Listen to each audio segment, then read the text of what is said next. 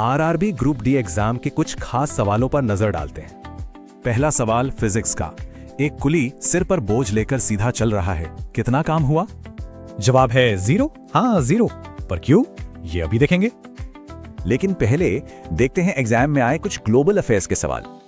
G20 में G का क्या मतलब है? बहुत सिंपल, ग्रुप। और ये देखिए, ज़ैपैड 2025 मिलिट्री एक्सरसाइज पर भी सवाल आया। स्पोर्ट्स से भी एक सवाल था, लॉरियस अवार्ड मिला मोंडो डुप्लांटिस को। नेवी से जुड़ा सवाल, INS मुंबई ने लापेरोस ड्रिल में भाग लिया। अच्छा, अब वापस आते हैं उस फिजिक्स वाले सवाल पर। तो फिजिक्स में वर्क डन का फॉर्मूला है फोर्स गुणा डिस्टेंस गुणा कॉस थीटा। कुली के केस में फोर्स ऊपर है और मूवमेंट आगे, यानी एंगल हुआ 90 डिग्री, और कॉस 90 होता है 0, इसीलिए वर्क डन ही 0। चलिए फिजिक्स का एक और सवाल देखते हैं, इस बार ग्रेविटी पर। तो दोनों मास आधे हो गए और उनके बीच की दूरी भी आधी। मजे की बात यह है कि ये बदलाव एक दूसरे को कैंसिल कर देते हैं।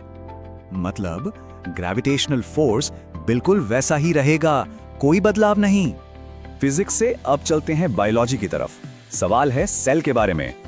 रफ और स्मूथ ईआर में फर्क बस एक चीज का, राइबोसोम्स।